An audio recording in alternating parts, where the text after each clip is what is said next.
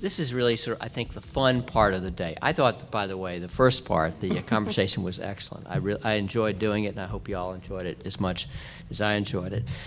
He did a fantastic job, and it was a great, really sort of kickoff, if you will, to this particular panel. We do this every year, and it actually has its origins in something many years ago at a thing called the Renaissance Weekend. Do y'all remember that? This was the thing that Bill Clinton did for a long, long time. You go and it was like New Year's Day, and you go and sort of open up to 1,000 of your best friends. And one of the panels for years was called "What's Bugging Me Lately." Great panel, and it was it's like great to listen to Bill Clinton saying what's bugging him lately. So this is kind of our "What's Bugging Me Lately," or where do we go from here panel. And we've got a tremendous collection of folks, representative folks in the institutional investor area. You've got a number of very significant institutional investors down the line, and you have folks from the corporate governance. Professional corporate governance side with in-house and corporations, tremendous folks from the legal side, and obviously a former judge at the very, very end. And what we're going to do is go down the panel and get sort of a sense initially from we start with the large investors, what's concerning them lately, what do they think are the important themes for this year, and then we'll get some reaction to it as we move down the panel. Don Anderson is obviously runs governance at T. Rowe, has been a very active friend and supporter of the center from the ISG standpoint and just participating forever and ever. Glenn Borum runs governance at Vanguard, similarly great friend of the center, very active with us and a great participant. And you're really, by the way, and frankly, this audience is almost as good as, maybe as good as this panel. Y'all could do this too. But you've got really the creme de la creme certainly on the index and large fund investment side. And Glenn has led the Vanguard effort for a number of years and is quite famous in this business and obviously quite influential. And we're glad he's back.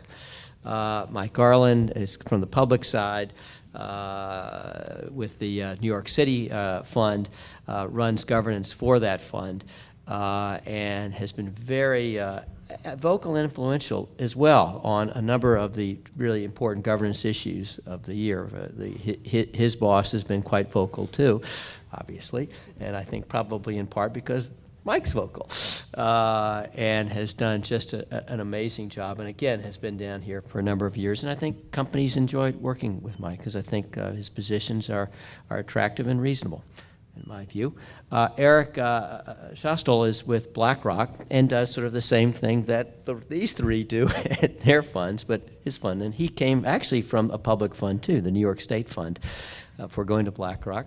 And again, covers the same issues. And you really, if you think about it, sitting here, you've got the indexed actives, pension fund, and the passives all in one place, which is really amazing. So I think you're going to get quite a diversity of view on what's been bugging them.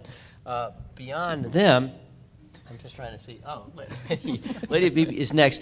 Lady was the head of corporate governance at Chevron for a number of years and retired. Is now a director of Kansas City Southern Railroad, and has been a longtime advisory board member, friend of the center, and has a terrific perspective from the corporate side of where this is going, and we're delighted she's here. And seated next to her is Carol Ward, also a long-timer with us. With you from the beginning. Really, literally from the beginning. In those days, you were up on the healthcare side, and then you moved over to consumer products and Mondelez, and obviously we had a Mondelez person sitting down there. We talked earlier, and runs governance for Mondelez. Seated next to Carol is David Katz from the Wachtell firm, also with us for a long, long time, one of the premier M&A and governance lawyers in the country, and active with us for a long time. And David and I have been on the same side of issues, different side of issues, and then on the sidelines of issues. we sort of cover it all. And looking down, David, here we go. There, Pat McGurn from ISS. longtime friend, and the voice of ISS. ISS obviously is the great voting agency, along with Glass Lewis, though we won't mention Glass Lewis, we'll simply say ISS. Pat has been doing this really since the start and is one of the real pioneers in this movement. And when ISS, which advises most a significant number of investors in the country how to vote, and oftentimes their recommendations are followed, Pat is really behind it all. And his comments and thoughts on this, I told him last night he had the greatest quips of anyone I've ever met. Yes. And so I'm looking forward to those today. And seated next to, God, this is, oh, there it is, Peggy Frant, also from the start. Peggy is the head of governance at Prudential Insurance. Prior to that, she had been at Sara Lee, and prior to that, long ago, she was at Pfizer. I've known Peggy in her governance role many, many years. Peggy has had huge influence in the companies she's been involved in and getting them to adopt really progressive governance policies. She serves as the director of Occidental Petroleum, where I think she's pushed them along to better places in the governance arena. And frankly, her actions at those companies were almost a beacon to other companies that if Prudential could do it or Pfizer could do it, so could we. And we're delighted she's here and again been with us in the advisory board for a long time. And finally, but not least, at the very end, is our former Chief Justice, Myron Steele. Chief Justice Steele was our Chief Justice for 12 years? Myron, how long was it? 12 or 14? How long were you? He doesn't remember. It was that quick, huh? As usual, right down the middle, 13. 13. Oh, there you go. That's why you're seated to the right. Anyway, but is now a partner at the Potter law firm in Wilmington and chair of our advisory board, and someone who on the bench had significant impact on moving Delaware judiciary, I think, to the right place on these issues, and also a great commentator and a really great friend. With that, I'm going to start with you, Donna, and what's been bugging you lately? Sorry. Well, before we begin the annual airing of grievances, as much fun as that is, I'll say something positive to begin with, which is, I know, out of the spirit. I've just celebrated my 10-year anniversary at T. Rowe Price. I've been doing this the whole time. Before that, I was still chairing a proxy committee for the 10 years prior to that at Invesco. So I've been doing this a long time. I think I have the best job at T. Rowe Price. I've never met anybody at the firm that I would trade with. And so in that sense, it's always been interesting, right? I'm just almost never bored. There's always something going on in the portfolios. But this year was the worst year that I've ever experienced with regard to engagement. So within the kind of the subset of the overall kind of governance issues that we deal with on the topic of corporate engagement, I don't know what happened. Well, I kind of know what happened this year, but I have some theories. It was pretty horrible. And so why?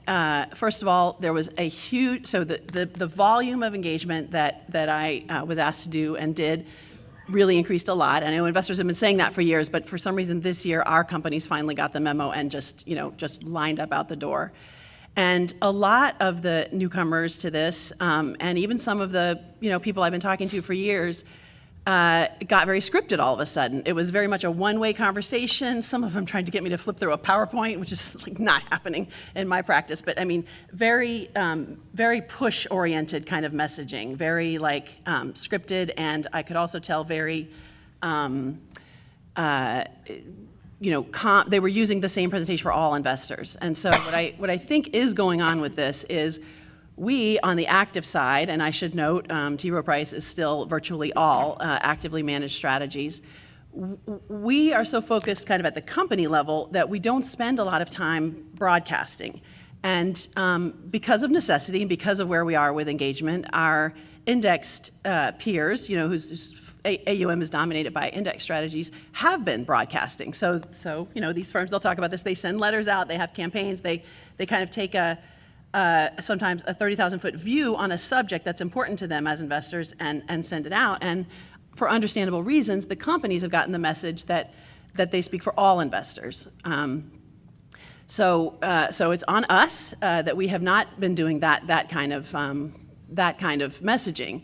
But I do think it's important for companies to understand, with regard to engagement, the interests of active and indexed investors may be very, very different. That's not to say they're always in conflict. They're often quite complementary. But as I said, we're not going to spend, for us, for instance, writing a letter to the S&P 500, we don't even own a lot of the companies in the S&P 500. There's a lot of them we don't own at all. So we don't spend any time, with that sort of communication. And we're all, just completely kind of bottoms up, company focused. So I think we have reached the point where, because of the deteriorating quality of engagement for us, and because of some other factors, the main one being what I've always called the governance industrial complex out there that is scaring companies about activists, right? So we are seeing so much unproductive behavior and short-term orientation, some of the things you talked about with Ed earlier, from companies whose advisors, and we don't know what this means, but it's this giant growing body of external advisors who are paid to scare them that they're next. And we're seeing real investment implications from that fear. So statistically speaking, you're probably not next. So the fear is kind of overblown. But even in companies that are very, very well insulated from those kind of factors, they still feel it, and they're still kind of reacting in that way. So it has been made abundantly clear to us that we need to kind of speak for ourselves a little more and do a little bit more of that kind of outreach. And for me, that's taking three forms. One is, I am increasingly likely to give you live feedback as we are engaging, and I'm going to tell you, what's working and what's not working for us. I'm just going to just try to improve the quality by being very specific. Two is, we did post an engagement policy for the first time. It's, I think, in the packet. We finally just decided to say, here's how we feel about engagement, when it's needed, when it's not. And three, you'll probably see us very shortly post a piece on activism. We think it's time that we kind of tell the involved parties our philosophy on activism and how it affects our clients' long-term interests. Excellent, thank you. Glenn, what's bugging you? Well, I'm going to take it in a little different path, not necessarily what's bugging me per se, but what we think we need to focus on increasingly going forward. And we can go deeper on the engagement debate as we go across the course of the discussion. But one area that's of real importance to us looking ahead is increasingly driving our discussion of long-termism with companies. I came out a lot in your discussion with Ed, and we see it as an important basis of our engagement with companies over time. Perhaps somewhat different than Donna and others on the active side. We are going to own the entire S&P 500. We're going to own the entire U.S. market. We have 4,000 portfolio companies in the U.S. market alone, which on behalf of our 20+ million investor clients globally, we're going to own practically forever. We're going to be practically permanent owners of just about every company in most of our portfolios. So continuing to evolve our discussion and our engagement with companies, and I'll talk about engagement in a second, with this long-term perspective in mind is really important for us. There's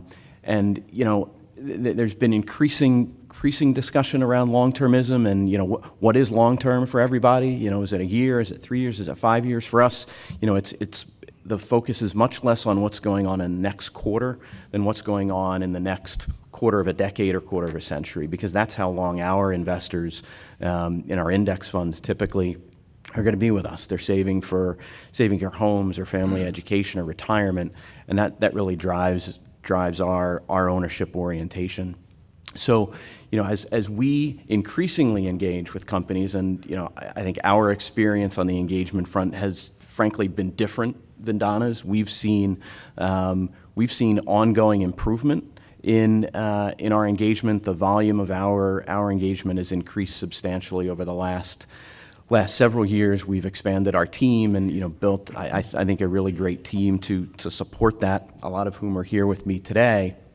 And I think what we're getting out of it is an opportunity to articulate to companies and increasingly directly to their boards our perspective on what's important from a governance standpoint.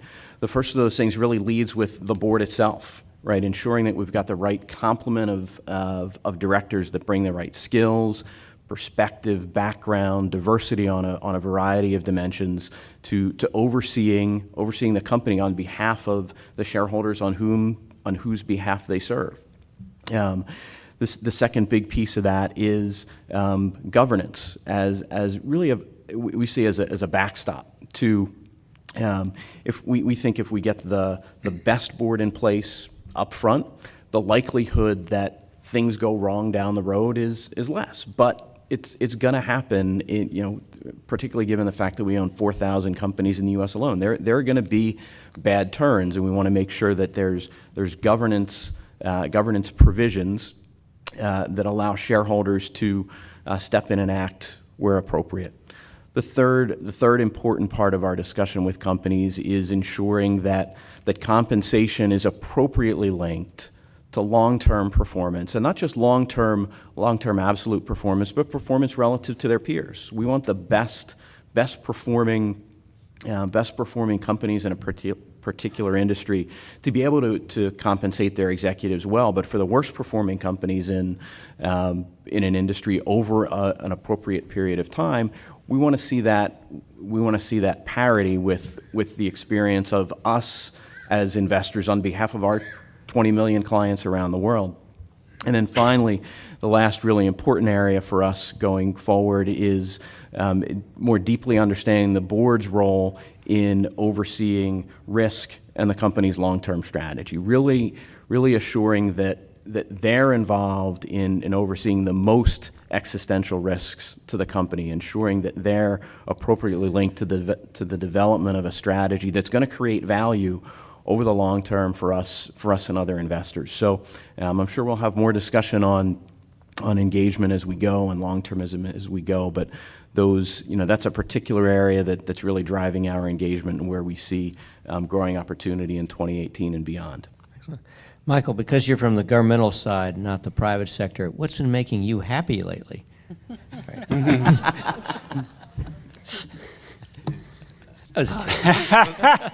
I'm not ready for that one. No, thanks, Charles. And since we're talking about engagement, I applaud your efforts to replicate on this panel the way engagement works. Investors speak. Our portfolio companies respond. They agree or they disagree. If it goes to a vote, we have Pat down there who's going to, arbitrate in the voting context. And if we really disagree, we go to court, and that's the final arbiter. But certainly what's going well for us is companies are certainly picking up the phone to call us in response to engagement, and the quality of engagement is still obviously mixed. But I think where we're particularly focused, and I'll pivot off a comment Glenn made about making sure we have the right directors in the boardroom. The problem we're trying to solve, and it's a big one, and I don't think we'll ever fully solve it, but we want to make some more progress on, is this question of board quality. And explicit for us, that means diversity of skills, experience, but quite explicitly diversity of race and gender. And I think if you think about the trajectory of corporate governance over, certainly in post-Enron and probably, which corresponds to my career in this field, it's been very independence and accountability oriented. And I think investors, we certainly believe that's necessary, but it's not necessarily sufficient. And I'm dwarfed by the two institutions on each side of me, but we're a big investor. We have nearly 3,500 companies here in the US and over 10,000 companies around the world. And when we look at a board and we cast a vote, we want to make sure they're independent, and if we have concerns about the independence, we will hold the governance committee accountable. Or if we have concerns about compensation, we'll hold the compensation committee accountable through our vote. We're making judgments from outside based on these indicators, but you don't really have a window into the boardroom. Trion has a fairly long, I don't know how many companies in the portfolio, but my guess is they have a view about which directors at their portfolio companies are adding value and which aren't. Extremely hard, impossible for investors like us to really know whether it's the right board. And It's a disclosure question, it's a behavior, a performance question. And so what we have done to try and tackle this issue, first, several years ago, we launched this campaign to win proxy access in the U.S. market, which has been hugely successful today. Over 65% of the S&P 500 have proxy access rights. Over 450 companies have proxy access, up from 6 companies maybe 3 years ago. And the theory of proxy access, the expectation isn't that investors are going to be nominating directors frequently. The theory is that the existence of the right will make boards more responsive to their investors, particularly with respect to board quality, board composition issues. And so this fall, we've tried to take it to the next step and test that theory. And we basically, the controller sent a letter to 150 companies. Roughly a third of the companies in the marketplace with proxy access enacted it directly in response to one of our shareholder proposals. So that was the pool of companies we started with. We initially engaged them either because they were among our largest companies, because we thought they lacked adequate diversity in the boardroom, they had a history of excessive compensation, and also our most carbon-intensive energy companies. We wanted to ensure that they were thinking about climate change in the boardroom and had the right board in place. And we sent a letter saying, we want to talk to you about how the board ensures that you have the right directors. How do you refresh the board? How do you think about adding diversity to the board? And board assessment, board refreshment, shareholder input and engagement, and how you tell your story. And as a predicate to the discussion, we want you to disclose a matrix, because hopefully good boards use a matrix to figure out gaps and use it for recruiting. But we want to disclose a meaningful board matrix that shows the skills and experience the board thinks are most important and which directors bring what particular qualities, and you define the dimensions, but we would like to also include race and gender. And that's been a key part of the discussion, and we've had, I think, very productive discussions, and we'll see improved disclosure this year. Hopefully we'll see in changing behavior as well. And I want to conclude by citing some statistics, because I think there's the issue of diversity in the boardroom, and particularly gender diversity, has really picked up quite a bit of momentum, and I think, which is great. And when we talk to companies, they say, well, it's a priority, and there's evidence to suggest that's true, and we've tried to also elevate, in particular, race and ethnicity, which doesn't get as much discussion. It's much harder to track, and we don't know. So let me just leave you with a couple numbers. Last year, 50% plus of directors, new directors at S&P 500 companies, were women or minority directors, which on one hand is huge. I mean, 10 years ago, I'm sure it was a small fraction of that. But the representation of women on boards last year at S&P 500 companies inched up from 21% to 22%. Minority representation on boards is essentially, for African Americans and Latinos, is essentially unchanged over the past decade. And what that tells us is it may be a priority, but it's only a priority when a director leaves. And this is a problem for diversity, but it's a problem for board quality. Directors stick around till they hit the age limit or the tenure limit. Boards have a fiduciary duty to look around the table and determine who's adding value and who's not regularly. And you may be a very skilled, talented director, but your skill set may no longer be relevant to the company. And so this is, I think, the issue that investors, and we're certainly focused on. Thank you very much. Eric, BlackRock. Hi, everyone. Charles, you promised as the rookie on the panel that there would be no hazing, so. No.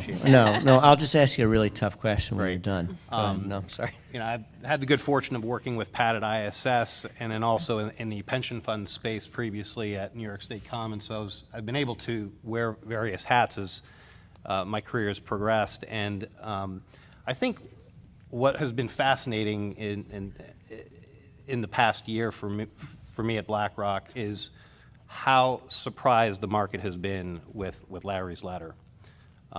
It really, for us, when we were reviewing it and discussing it internally, in advance of its release, we really felt it was a continuation of the conversations that we've been having with companies.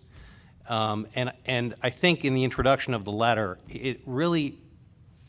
there was a kind of an unspoken conversation of what's been happening in the public in society. There's been this paradox that Larry spoke about, and the paradox of remarkable stock appreciations in the past year, but also very high anxiety at the same time, coupled with governments that have been failing on a number of issues. And I think that the letter touched a nerve in that when he started speaking about private and public companies having a responsibility to respond to these gaps in society, it really took hold.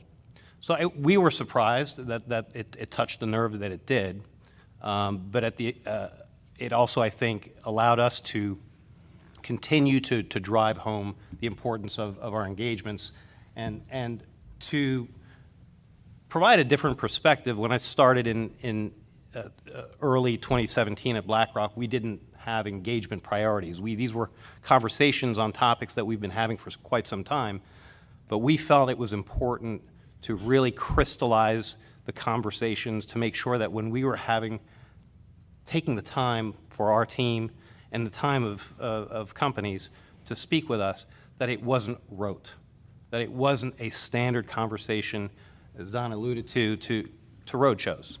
And in my governance experience at ISS, at New York State Common, and at BlackRock, that has been the norm. And we wanted to have much more pointed conversations on these topics. So as you saw, we've focused on board quality and effectiveness. We always have. On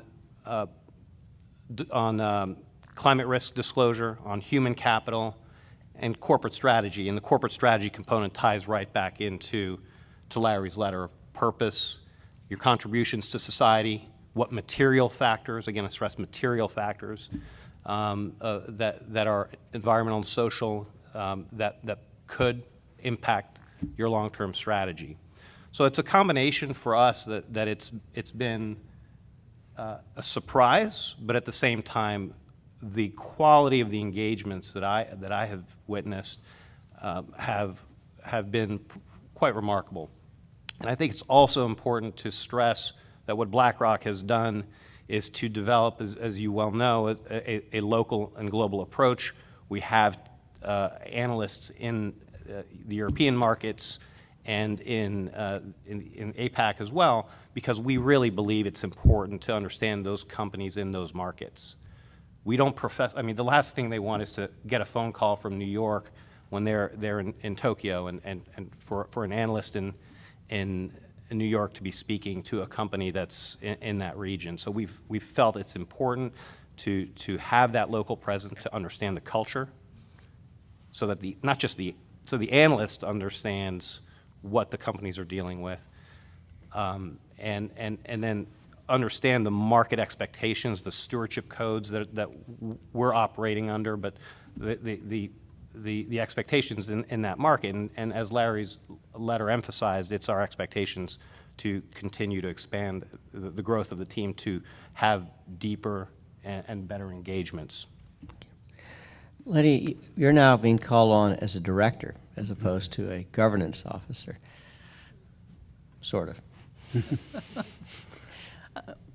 Do you want to ask me a question, or shall I just start talking? Oh, I want you just, directors can do anything they wish. Well, much as I love a captive audience, as most of you know, I hesitate to say much of anything today after Ed's comments in the last hour. I felt like he was just looking right at me when he said the retired executive who doesn't want to play golf every day. And I don't know where to start. I do want to say seriously that I personally am very pleased to serve on 2 boards, but I consider it a huge responsibility, as do I think most directors today. And it is something that I've worked pretty hard at, and again, understand very well that I am the representative of the investors, and so it's certainly my goal to be a very conscientious and diligent director who looks at things from every point of view, including Ed's. But we all aspire to great things. Just giving you kind of my view of some of the things directors think about. We all know what directors are supposed to think about because I've spent 20 plus years in this field talking about fiduciary duty and directors' responsibilities. But I think directors have a lot on their plate today, and there were three things I just wanted to mention briefly. One is I think directors are very sensitive to what's going on in the world. Two, I think directors are sensitive increasingly and hopefully more responsibly to what the investors are telling them. And, since it's right on proxy season, I thought I might just mention, I think there's always this tension, this balance that boards and companies too are trying to get as far as what you do and what you say publicly about what you do. Because it is kind of a sensitive balance. Just talking about first, director sensitivity to what goes on in the world, that hashtag Me Too was everywhere in the fall. But I hope there's not a boardroom in the country that hasn't talked about that, because that's just a big issue that's swept across our country. And I think boards really want to ensure themselves that companies have good processes and are focused on the importance of their harassment policies and trying to make sure that they set a culture that is appropriate and minimizes the risk that company could have. And so I think that has swept across the boardrooms. Certainly cybersecurity is probably passe a little bit. It was an issue of a year or two ago, but it's still ever present, I think, for boards because it's such a difficult issue. And people still grapple with, do we need a cyber expert on the board, or should we have advisors? Can we rely on our inside executives? How can we ensure that we have thought about this and we have a plan to deal with any, we recognize that we're going to have some intrusions, and how are we going to deal with it, and do we have a recovery plan? And so I think that's another, way that directors are kind of always on guard about what's going on. The whole board culture was kind of my third example. That's the topic of NACD's latest Blue Ribbon report, but I just think about Wells Fargo. I'm a San Francisco person, and Wells Fargo has been one of the leading companies in our area for a long time. The chairman of the company, or the CEO, was on the Chevron board for many years. And they had a great, seemingly a great, well-qualified group of directors, but you just sit there and that's your worst fear as a director, that long litany of one thing and another, the real problems that, seem to be problems within the culture of the company that really the board didn't pick up on, and maybe not even the executives. So I think those are, some of the headline things that directors worry about. As far as the being responsive to investors, I feel like I have to give a shout out and maybe a personal thanks to Glenn and Michael and BlackRock and State Street.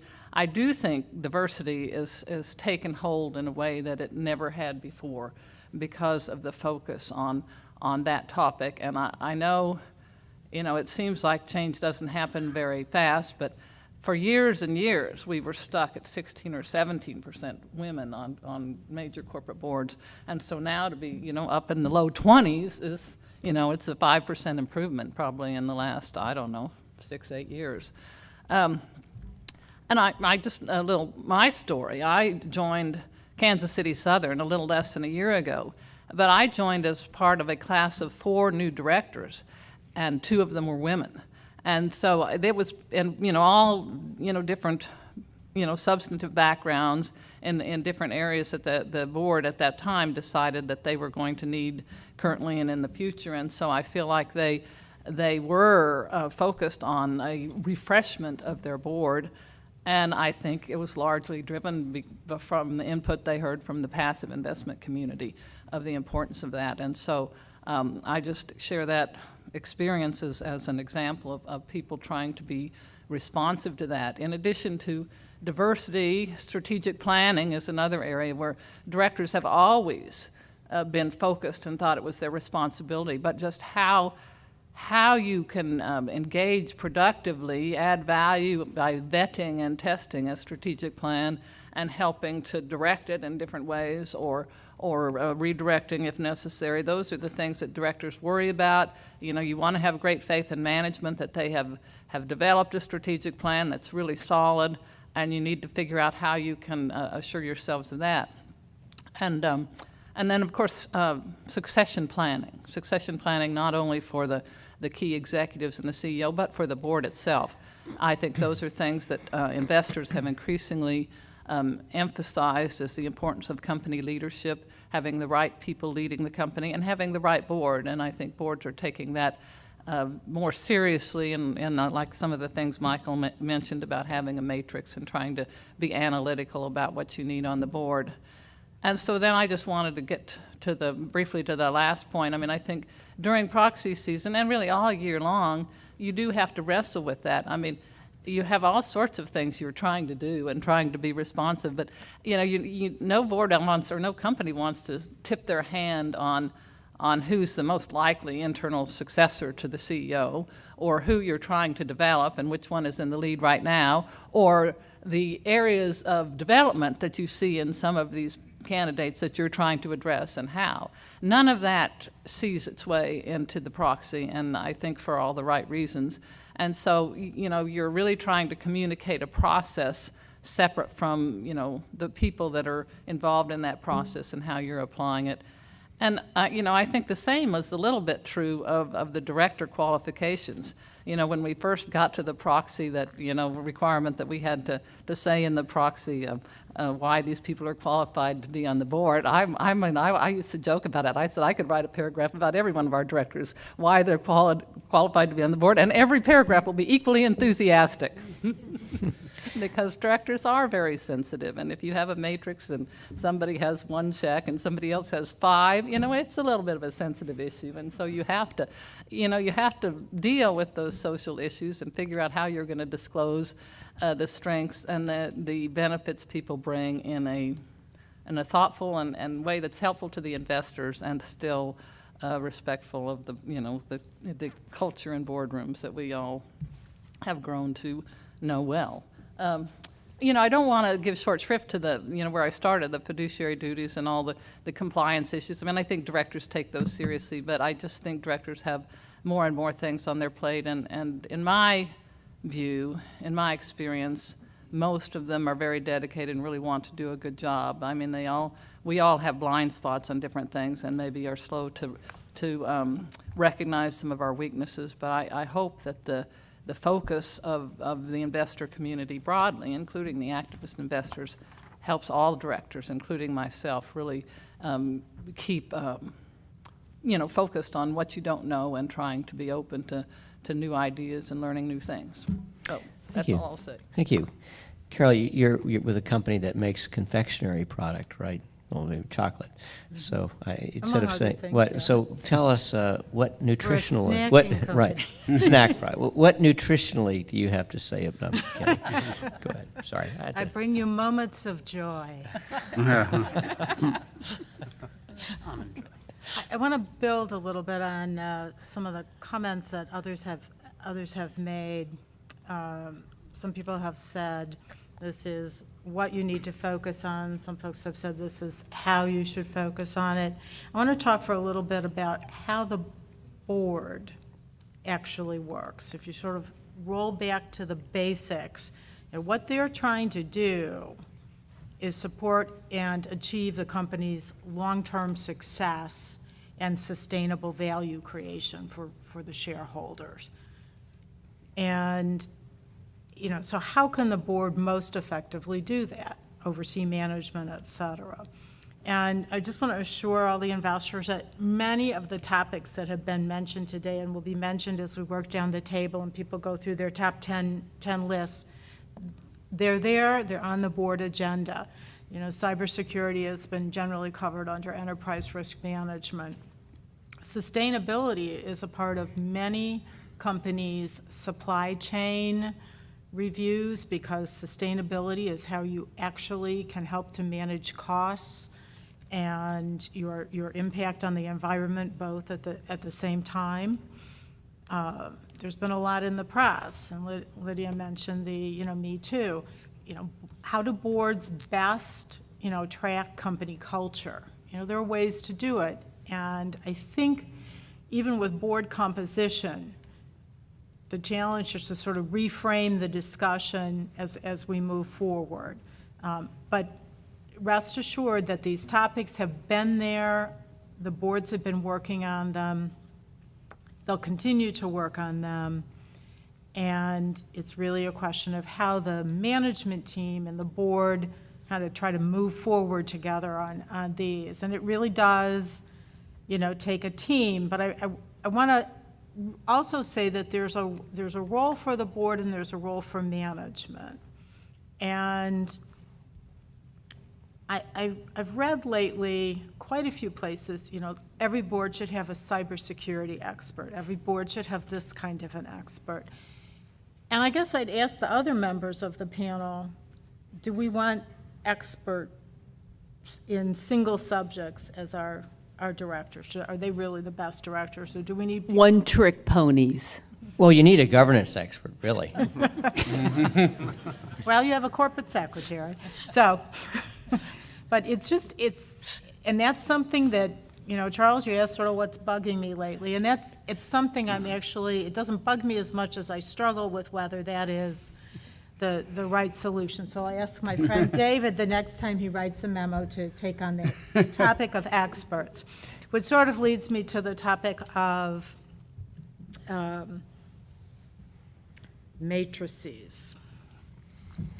As Lydia said, sometimes are you trying to say this person is an expert in this, they have experience in this, whatever, and sometimes, believe it or not, that's a hard thing to do. But companies are trying to respond. Companies and boards are taking that into consideration.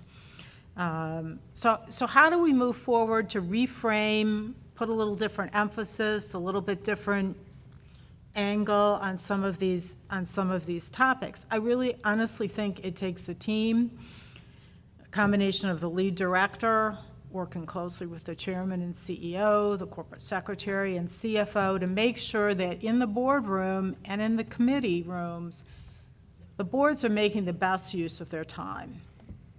And to do that, they need the right information. And we live in an age of information gone crazy. So how is it, as management, that we help the directors get the information they need to make the very best decisions? And, I look down the table at Myron, and I look at my friend David, and I say, okay, well, what do the lawyers say they need to know? What is the judge going to want to know? And that's on the big things. But even on the day-to-day or smaller decisions, really what is the right information? And, they need to have that ahead of time. So we all use now, raise your hand if you do not use a board portal. See? Nobody gets paper anymore. So that has actually helped get material to directors ahead of time so that they can really have digested the material before they walk in the door, and then the emphasis can be on conversation, discussion, challenge, questioning, consideration of kind of alternate thoughts. Because the fact of the matter is, we can't keep making meetings longer and longer and longer because somebody wants to talk about what color to paint the walls and et cetera, et cetera. We really have to figure out how to make the best use of the time that we have the directors in the meeting room, and then also figure out ways to help them outside the meeting rooms to really learn about the company. I've had directors ride the delivery truck so they could come to understand the direct store delivery model that we use to get those Oreo cookies on the shelf at your store so you can get them. And it's a very different delivery model than other similar companies use. So a couple of directors said, let me go ride the truck. We've taken people into plants where they've gone to Brazil and talked to the line workers in Brazil about how Lean Six Sigma has changed how they work. So, I mean, and they get a sense for the corporate culture that way. You know, we will have a director go meet with, you know, a group of e-commerce employees, if that's an area of interest. And that way, they learn not only about the business, they get a sense of the people, they get a sense of just, again, the culture, which is a real, which is increasingly of concern to investors. And I think I'd also say that, you know, people talk about the board, people also should think about leveraging their committees, their board committees, really effectively, because those smaller groups can work closely with management staffers to really dig into some tougher issues and then share appropriately kind of with the board kind of the results of their ruminations and discussions. And finally, I would just say that I think just as sort of, you know, I think I was one of those people that called Donna with a deck. I'm really sorry, Donna. I don't mind receiving the deck, just don't make me walk through every page. Okay, noted. And this is true, I'm speaking to the corporates, I'm speaking to the investors, I'm speaking to everybody here. One size doesn't fit all, and sort of the best practices that you're going to see for a mining company are not going to be the things that will bring value at a Google or, you know, a Macy's. And that's why it's so important to have these conversations with investors about how they think about your industry and about your company. And you know, commentators will sometimes say every board should have a, you know, have a this or a that. And thankfully, most of the investors I talk to get that one size does not fit all. And so we try really hard to understand what they're getting, you know, how they're seeing things, how our board is seeing things. And if I can get out of here tonight on a flight, I'll be back tomorrow working on my proxy to make sure I've communicated that clearly to you. Thank you. David, from the legal side, Boy, sort of. There's a lot to cover, but I guess I'll start with something that you and Ed talked about in the opening session, which is if I could ban a word from the boardroom today, it'd probably be collegiality. I think it is a much overused word. I'm probably guilty of it from years ago of doing the same thing, but it's not the right word. The right word's actually something Ed used, which is boards work when board members have respect for each other. And that doesn't mean that you don't challenge management, you don't challenge each other's in the boardroom. But I think that that's a key aspect, and it's not something that a lot of boards spend time on. I think a lot of this comes down to having an effective board means that the board's engaged, and I think it means that in looking at board engagement, the board evaluation process is much more important than many people give it credit for. It's not a one-size-fits-all, and by the way, I think that you should never do it the same way twice, at least twice in a row. I think that maybe one year you use a general counsel who gathers comments, another year maybe you bring an outsider in. You just look at different ways to approach it because you get different information each time. And to me, that's part of the whole board succession process. We spend lots of time talking about how boards should be focused on strategy, boards should be focused on CEO succession. I think boards need to focus on board succession issues much the same way. A lot of the comments that have been made might focus on board tenure. Again, I think that's an overused word. I don't think individual tenure is necessarily a bad thing, but I do think that the right measure is average tenure of boards. And boards that have regular refreshment and have, you know, and I'd be interested to see what some of the directors in the room or on the panel say, but I think it takes, from talking to directors, I think it takes anywhere from 9 months to 18 months for a director to really understand the business, to be able to contribute in a really meaningful manner. It doesn't mean that on day one a director can't contribute, they often can, but they're not going to understand the business the same on day one as they do after 6 months or after a year. Now, that's an ongoing learning process. Companies change much the same way as other things change. But I think we need to focus on, how we have new directors come on board. I think diversity, it's something I've written about quite a bit, especially gender diversity, I think is extremely important for boards, but it's not an answer to anything. It's yet one more thing we need to do and one more thing we need to consider as we're looking at new directors. But I would also go to something else that Ed said, which is, many directors worry about their reputation. Yet the same way we, can criticize directors for not willing to be outliers, that's the same mechanism that a lot of investors use through ISS or Glass Lewis or others. They try to use withhold votes to attack people's reputations as opposed to dealing with those issues directly. And I don't think it's a very effective mechanism. It may be a good way to move people in a specific direction if you have a particular governance issue and you're trying to punish people by calling them out on that. But in the long term, I don't think that's going to be the most effective way to deal with this. Again, through board succession, considering whether you've got the right experiences on the board, recognizing your company's changed, your company's needs change, I think all those things can really come into play. I will comment on, Jan has launched an ESG action with Sting to focus on Apple and the use of devices. I actually think one of the worst developments, and corporate directors probably kill me for this, but one of the worst developments in the boardroom in the last decade is the use of iPads. Okay? Why? And some people around here have heard me say this before. Because you own stock in the paper companies. No.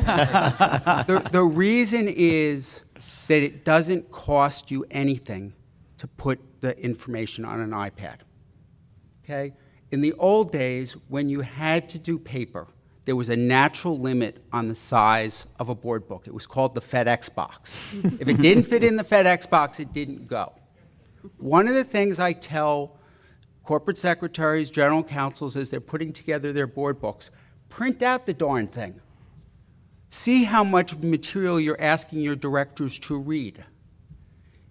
If you're giving them a week to read it, and sometimes it's less, sometimes it's more, and you're giving them thousands of pages, it's not possible for them to read it. So the cover memo, getting them to focus on things, being very clear as to what's important and not so important, and also providing, it's a mistake to simply take all the analyst reports and bundle them in at the same time you're giving them all the other information you want them to read for a board meeting. Post or distribute the analyst reports when they come out.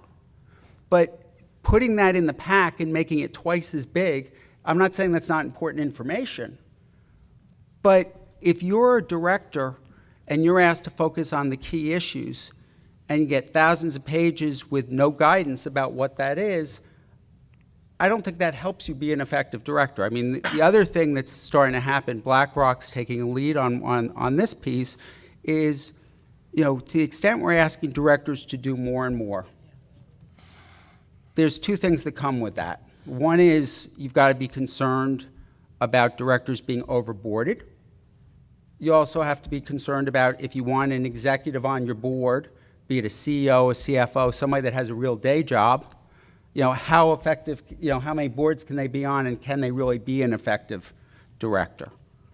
I think that we need to sort of step back from that because the other piece of that's compensation. If you're going to ask people to be on less boards, are you going to, how do you deal with that from a compensation perspective? There's starting to be a little bit of a groundswell. Are corporate directors making too much for what they do? And, I can't answer that. It's just that if we're asking them to look at thousands of pages of data, and instead of attending 4 meetings a year, attend 8 meetings a year, and do all these other things we want them to do on committees, et cetera, I don't know what the right number is, but it's certainly more than we used to pay them if we want to, and it's part of attracting the right people. I mean, I also think one of the problems is a lot of things that we focus on in this room, and I've heard it from all the way down the panel, is what do the Fortune 500 companies do? Well, a lot of business in this country gets done by companies that aren't Fortune 500 companies. And if you look at Fortune 500 companies between the rest of corporate America, okay, those directors have more resources. They have availability to lawyers like Myron and me and others on this panel. But what about the smaller companies? The smaller companies that may not even have a general counsel because they can't afford it, so they have an outside general counsel. Or the CFO is the same person as the chief administrative officer. How do we get information to them about better governance, better issues? And God forbid they try to call BlackRock or Vanguard, and they're a small company. They're not even going to be on the radar screen. Vanguard and BlackRock may want to engage with them, but they've got to look at their resources. And I think that that's an issue that we need to sort of figure out. And it's forums like this that I'm hopeful can convey some of that information to some of those directors of those types of companies that don't otherwise have access to a lot of what we're talking about. I'm going to end with something that hopefully we can talk a little bit more about on the panel, which is something that's been in the boardrooms recently, and it's one issue, but there's many that are similar to it, is the whole NRA guns debate, and I'm not trying to take a side either way. That's not the issue. The question really is, to what extent is that a board issue, and what extent is it a management issue? And I understand what BlackRock's done and Vanguard's done, and they've written some letters and communicated some information, and they want some responses from boards and management teams. But when you get outside pressure on a company to withdraw a discount from a member, that management's decided for whatever reason that that's a discount that they want to give, and it's are you going to discriminate against? Are you discriminating against a potential customer? I mean, especially in a consumer-facing business, does that mean the NRA can't buy Oreos? Nobody would say that. But should they get a discount on Oreos? I don't know. But these types of questions, I think, can easily overwhelm a board when, in my mind, that's really a management issue. The politics of it may boil up to the board, and you may need to think about it. And who knows what happened at Delta? They took discounts away from 13 people, and they lost a $50 million tax abatement because the Georgia House. Those are all governance issues on both sides. But I think that those are the type of issues that we're going to be increasingly facing if we continue the focus on ESG. And I'm not saying we shouldn't be focusing on ESG, but I'm not sure that boards are well prepared to deal with some of those issues. And I've given advice on some of this stuff that I think it's really a management type issue, and I have directors push back at me and say, absolutely not. We have to take a stand that the Second Amendment's the right thing, and I said respectfully, I think you're missing the point. This is actually a business issue. You can't discriminate against customers, but you can, you have to think about what you're saying, and if you have 13,000 Twitter comments, you have to think about what the impact of that is. So I've said a lot of paddle.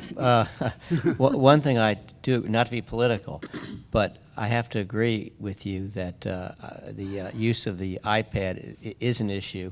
I typically get my books historically in paper, and the reason I do it, David, is not because of information. It's called health. If you carry them around on airplanes and things, it's a great way to keep your weight down.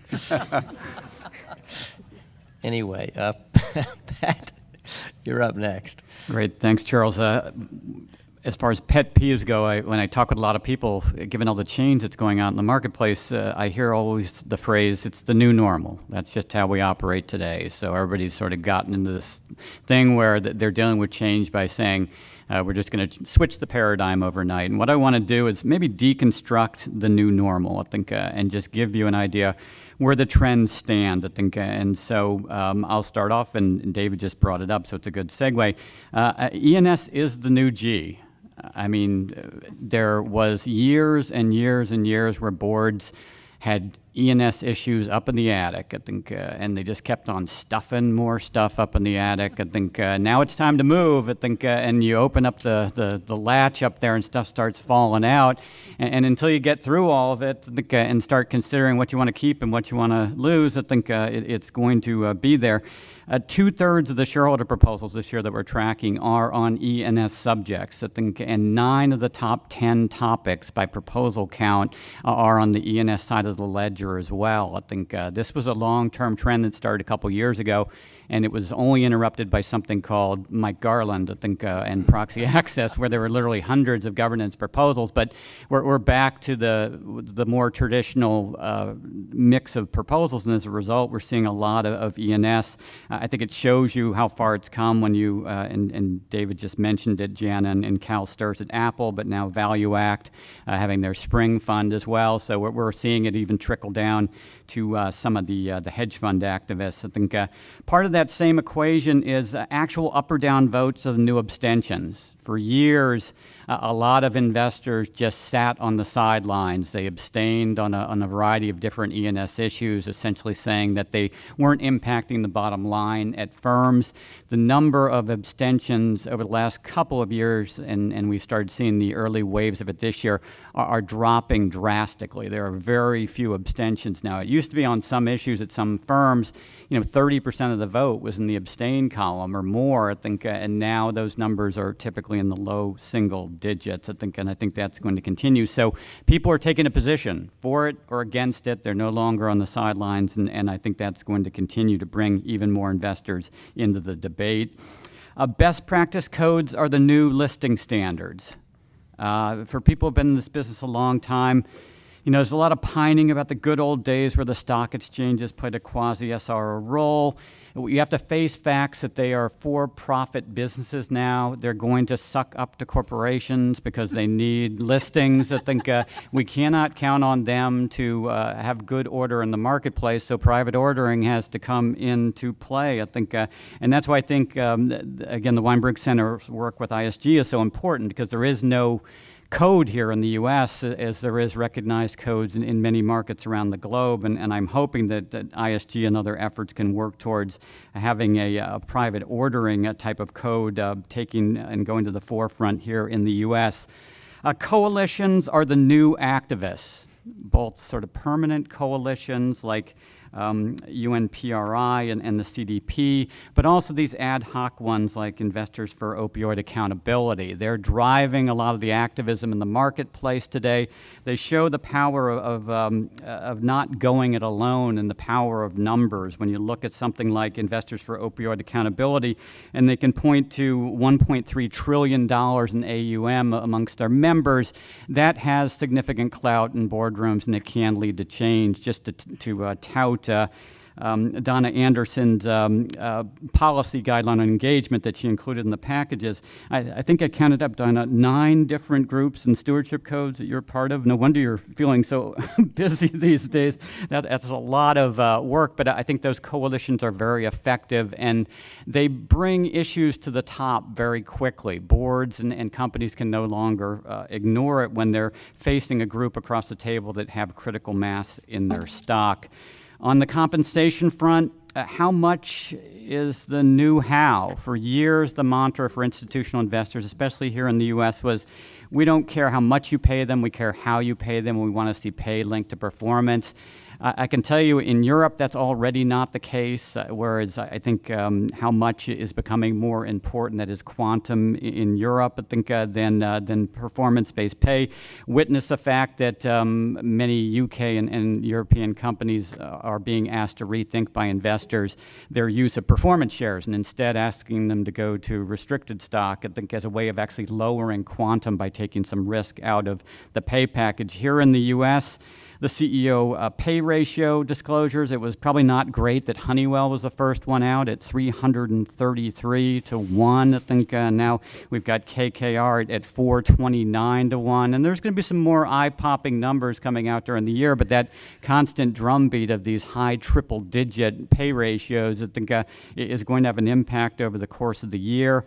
The fact that, compensation in the U.S. now as a result of tax reform over $1 million a year at a company is no longer going to be deductible, I think makes this more of a financial issue for some investors because it is going to have a bigger impact on the bottom line.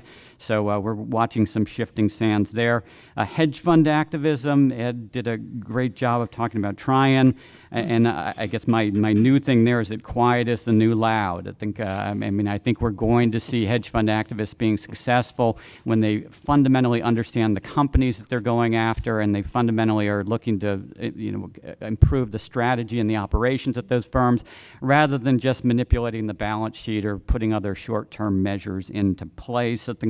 I do think we also will see activism focusing more on middle market and small cap firms. I actually believe in the long run it's much more effective there. If you look at the battling average, I call it, for hedge fund activists, last year it actually dipped below 50% for the first time in a long time, and part of that was due to the fact that it was an all-time high median market cap for the companies that were targeted by activists, where it actually went to a meeting. So look for the sort of the land and buildings and the Sarissa Capitals and the others that have intensive industry sector focus to probably be a model for some of the activism going forward. I think risk is the new reward, or beta is the new alpha in the boardroom. I think I can tell you, I think if nothing else, I think investors want boards to cover their blind side, to make sure that they're not going to, again, get hit by that defensive end and get a concussion. I think, and, when we're looking at situations like Equifax and Wells Fargo, those boards were focused and the management teams were focused on driving growth, I think,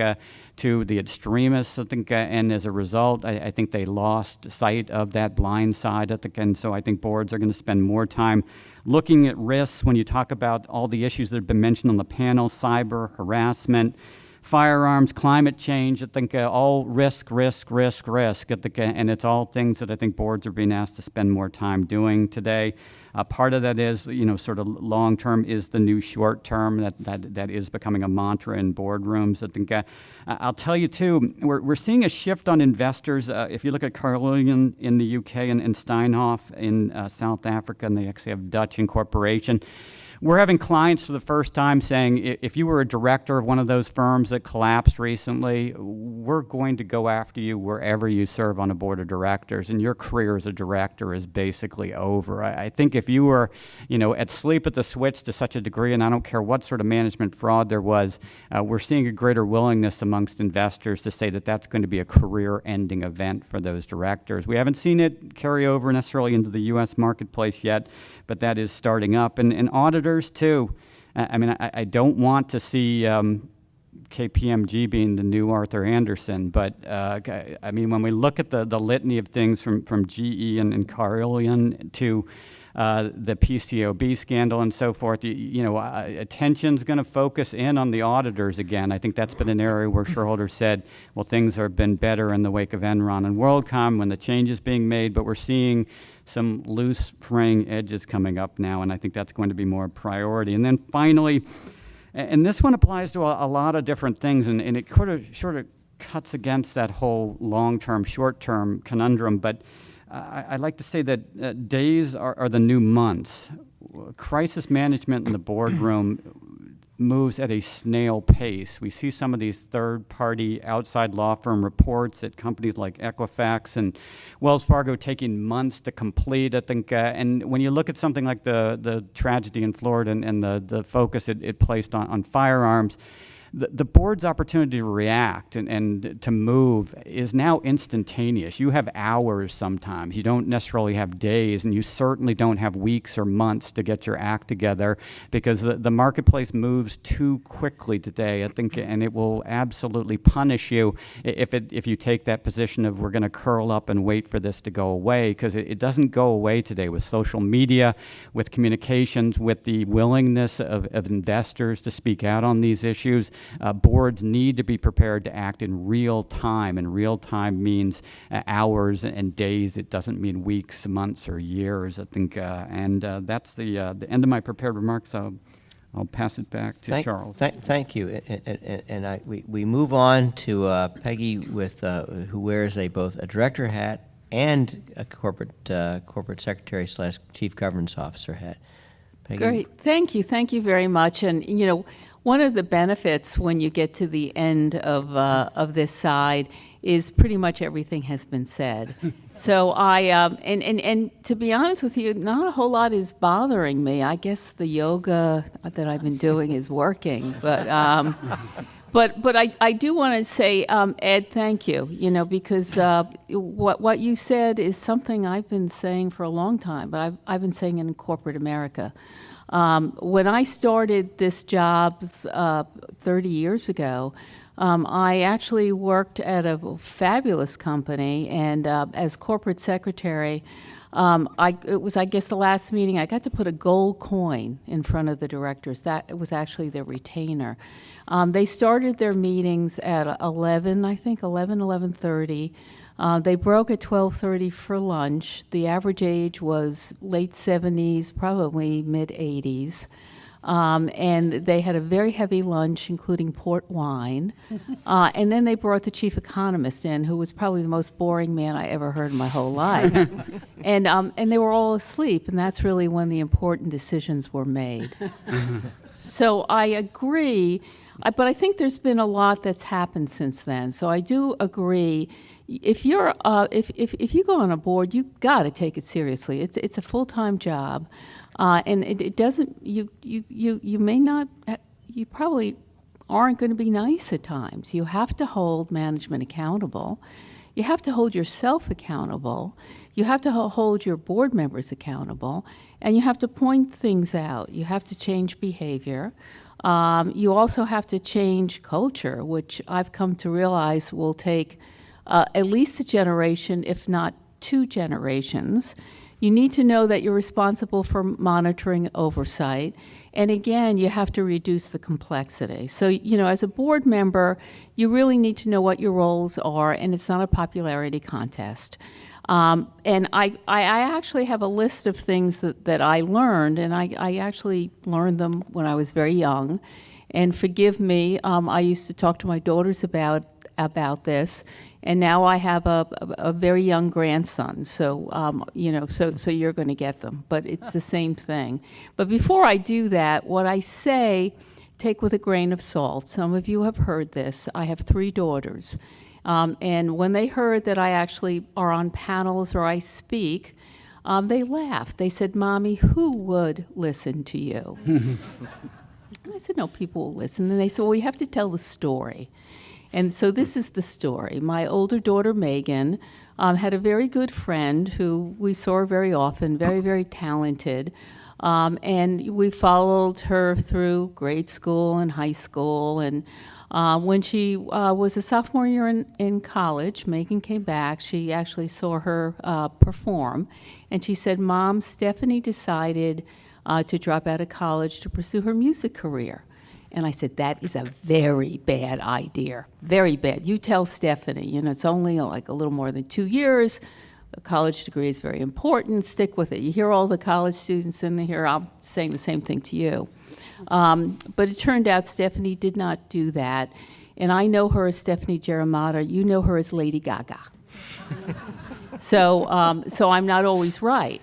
But what I did learn for being on a board or being a chief governance officer or through all your life, these are the things that my parents tried to teach me, and I tried to teach or I try to model the behavior. And the first thing is to model the behavior. If you're in a legal department, if you're a chief governance officer, if you're on a board, it's very critical for you to model good behavior. So you may be among horrible behavior. You may be among sexist behavior. You may be among people that all they want to do is talk about golf, and they're not looking at the fact that revenues, there's a real issue. You have to model good behavior. We're counting on you. I remember people telling me to lead. The second thing is you've got to clean up after yourself. And I think that be it a board, be it a legal department, be it a chief governance officer, you've got to figure out what you need to do to improve yourself. The third thing is you need to know when to leave, and I think this is particularly important for board members, or to let others talk. You don't want to be known as the smartest person in the room, because it really goes to the next point I'm going to make is the point that I was told to listen and learn. And if I'm talking all the time, I can't listen and I can't learn. And I think I have seen brilliant, brilliant people on the board, but they're the smartest guy in the room. I have yet to see women who think they're the smart, but nevertheless, that's okay.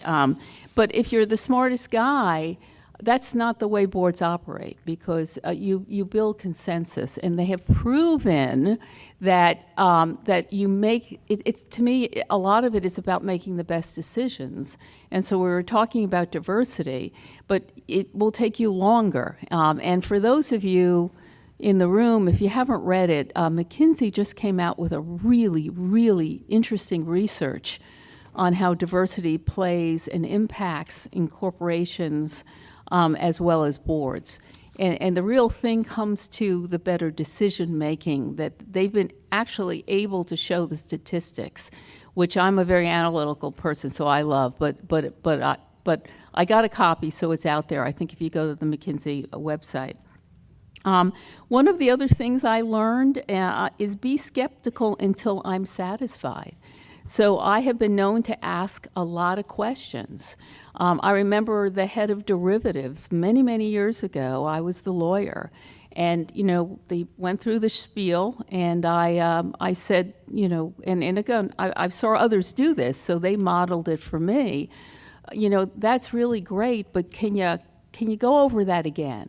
I'm not sure I understand it. And being the fact that I was probably one of the few women, if not the only woman in the room, I usually got an eye roll. And then they would go through it, and the second time, and I would just say, gosh, maybe I really am very dense, but I still don't understand it. And by that point, there was usually 2 or 3 or 4 other people in the room that said, I don't understand it either. So I guess that was modeling good behavior, so I got the star. And I was skeptical until I was satisfied, because I consider myself and my team members fairly smart. And, whatever you do, if you're dealing with doctors, if you're dealing with engineers, you have to say, you need to communicate in a way that I can understand this if you're asking me to make a decision on it. The next thing is communicate, communicate, communicate. AKA, as I say with my grandson, use your words. Which, if you don't understand something, if you have a question, you've got to do it. I love the fact that I worked in plain English on the proxy statement, because another thing my kids asked me what I did is I said, I write documents that no one ever reads unless we get sued. And they would say, oh, that's really sad, Mom. So I was trying to figure out, why don't we have documents that people, if they want to read, they could at least understand it. And even now, again, communicate, communicate, communicate. What I recognize with most investors, and we heard Mike talking about quality of board members, and I see my 20-something kids now, is maybe videos. You've got to figure out a way to communicate The fact that you've got the board that understands their responsibilities and what they're doing. In the prudential proxy statement, it starts off with a letter from the board, which is the State of the Union, which says, we get it. We know, we represent you. And these are the things that we're focusing on this year. The lead director does his own letter, with his picture and his background, saying, this is, as the leader of the board, these are the things that I focused on. And that follows on with various other things, including 2 videos that are embedded in the proxy and are on the website, because I got a lot of comments on the proxy cards that say, we don't know who these folks are. And of course, those were moms and pops, but it doesn't matter. They're shareholders, they're stakeholders, and it's very important that folks recognize that you've got a board that knows what they're doing. So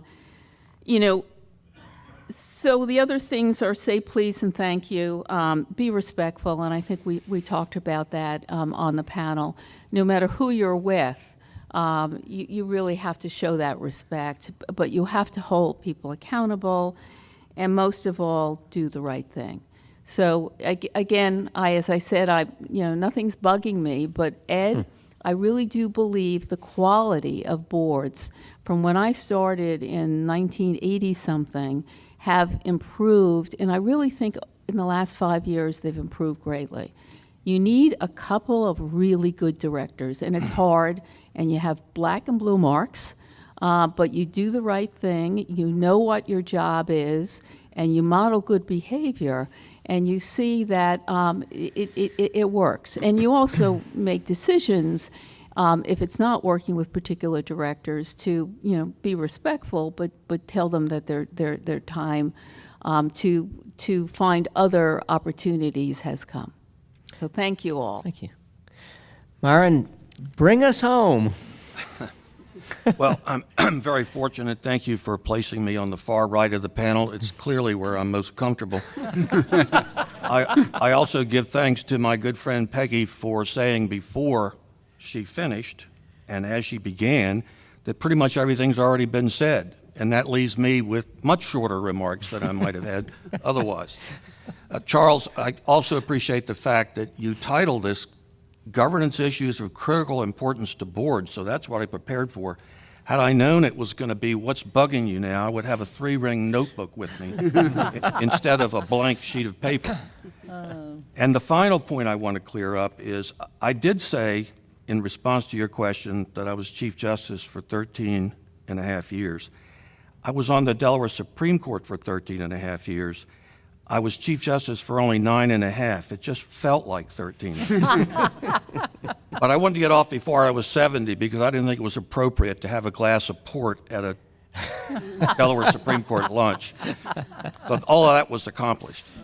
What I think is critically important to boards today is to not lose focus on private ordering through litigation. I tried my first case in a courtroom in February of 1971. Over the many years since then, I've seen fantastic lawyers try cases against me, with me, and before me.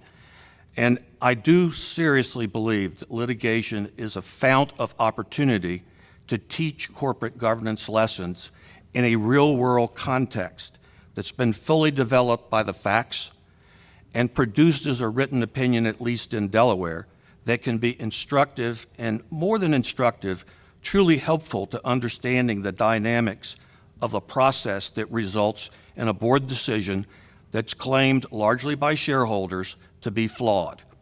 I don't want us to overlook the importance of that role.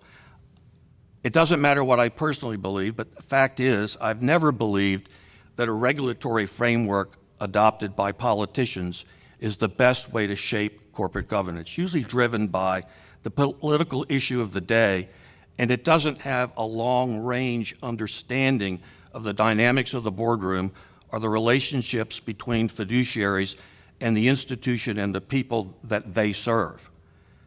Now, there are 2 Delaware cases recently that raised some questions in the minds of some people, and I want to, in part, put those questions to rest. The first is Trulia, which, as I suppose everyone knows, was a statement about the significance of disclosure.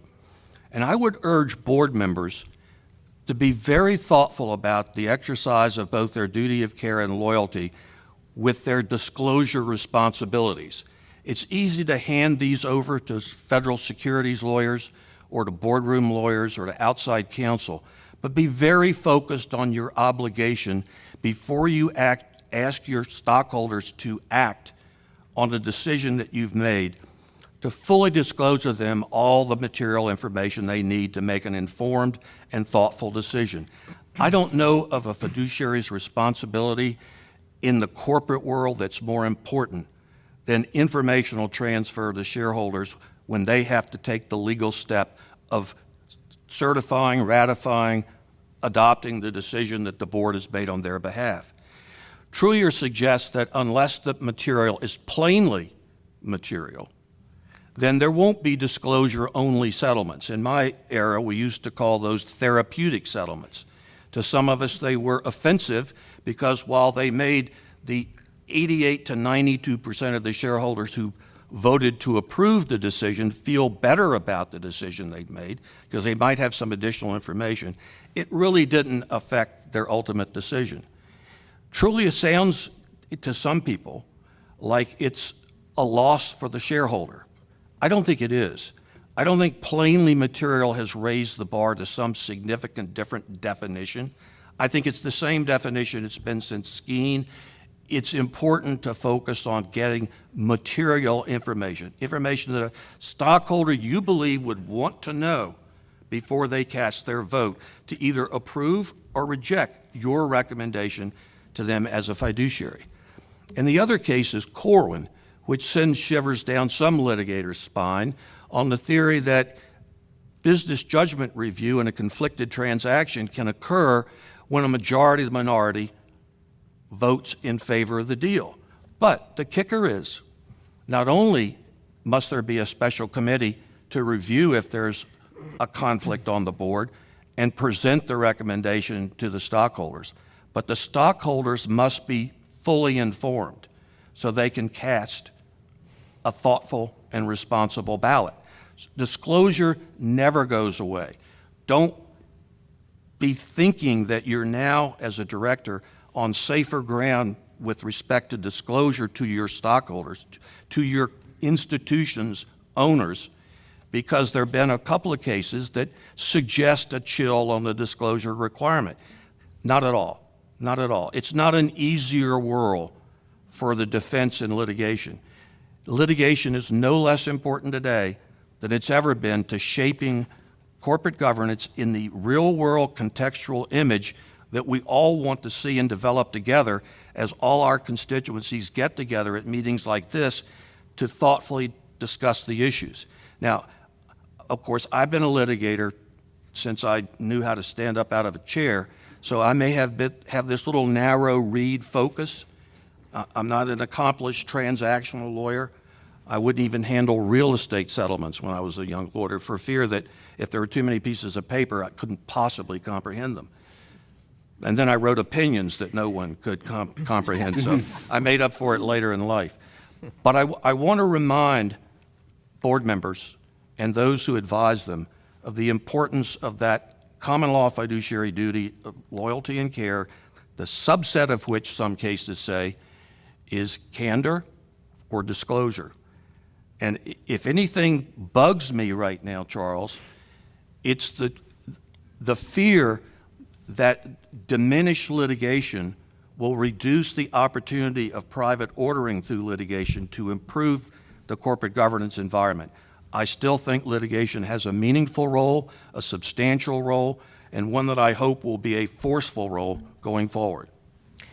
Thank you. You know, this is a big panel, and there's a reason for it. In that we think that in this occasion like this, it's really good to have all views represented. So you really get the audience and the panel itself a tremendous spectrum of what the viewpoints are from respected people in the field. And I think that's really what we accomplished in this panel.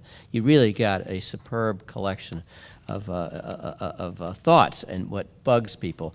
The only problem with having a panel this big, though, I kind of reminded of the fellow on the Titanic who had too much to drink, who called, "Waiter, I called for ice, but this is ridiculous."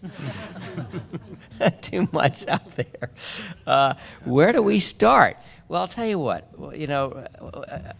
Well, let me just throw out what bugs me, and let's get the question for the panel. Last year, we had a very spirited discussion on non-voting stock, SNAP non-voting stock issue, and since then, it was predicted here that, in fact, you would see potentially a limit on inclusion of that stock in the indices, and there was also prediction of judicial responses to it.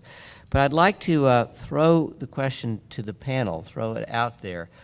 What ultimately will happen to non-voting stock in Fortune 500 companies, and what ultimately may happen to dual class, or should happen to dual class stock in such companies? This goes to Myron's point vis-a-vis majority of minorities and controlled transactions. It also goes to sort of fundamentally what institutions do, and you've heard today it's through the vote that institutions exercise their will. And if there is no vote or a highly limited vote, how is that will exercised, and how does a board function or go through judicial review where there is no safety valve of owner response? And this, I think, kind of it goes to really some of the things that Ed and I were talking about earlier. Yeah. Who wants to start? Is the question what we want to see happen or what we think will happen? Both. Because what you want may be what you think will. I don't speak for other investors, but I would imagine that a lot of us would agree that the current state of things, which is the index providers are kind of jumping into the vacuum that has existed on this issue for a long time, is a suboptimal state of affairs. It also is an area, unfortunately, where the interests of active and passive investors may be very different. So what I would like to see happen is, migration toward a compromise, and the ground is fertile for compromise. It should be easy. It should be some kind of time-based or, some kind of sunset provision that, allows companies, innovative companies, the freedom to kind of insulation for some period of time, but ensures that we're not dealing with it when their great-great-great-grandchildren control the company. But what I think will happen is nothing.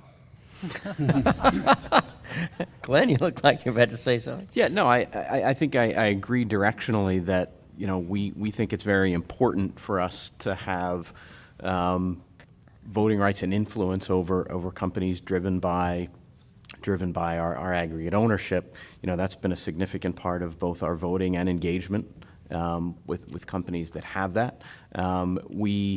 We haven't been generally supportive of excluding these firms from indexes because it effectively deprives aggregate investors or broadly diversified investors from exposure to pieces of the market. So that hasn't been a place that we've driven a lot of advocacy. But I think we've seen very little movement in this space, and I think it's difficult to see where that's necessarily going to come from. We'll continue to advocate for it with companies and more broadly, but not terribly optimistic about where we'll see that go. Being the sole West Coast person on this panel, I just have to say that whether you think it's right or not, there is such a strong and loud contingent of support for maintaining dual class as kind of an essential part of, what made Silicon Valley, the success it is today, that I think, getting rid of dual class is a big hill to climb. I do think there is much more tolerance for the compromise areas that Donna suggested, and to the extent that this is an important issue to them and they want to move forward on that, that would be an area I would be trying to explore. Mike, Eric? Yeah, I would, first of all, I want to acknowledge the council's leadership. And so, and both Donna and Glenn alluded to somewhat the difference between active and passive investors. So over 80% of our portfolio is passive. So logically, disclosure might be fine if you're an active investor and you make an informed decision whether or not you're willing to invest in that security and forego all or some voting rights. the vote is really the only way we can protect and create value and exercising that vote. So I think the movement with the index is suboptimal solution, but we're supportive. I think the council formulation with sunset, non-vote, SNAP really called the question on an issue that's been percolating for a fair amount of time with unequal voting rights, and SNAP took that to the logical extreme. And I think we're getting some movement. I think it's encouraging. Ultimately, I don't know that we're going to get meaningful reform, but I do think, and I think it's S&P in particular did do something fairly meaningful. Eric? Sure. Directionally, I also agree with what Glenn was expressed. And when we updated our proxy voting guidelines recently, we did try to weave in our statement that we made in October on dual class and really expand on that, first of all, beyond our view that index providers should not be excluding these companies for the reasons that Glenn pointed out, we still believe that regulators should be driving this forward. But we also wanted to be more solutions-oriented when we developed our policy. And you mentioned that the only way you could express your position was through your vote. And at least for us, we want to engage on this issue.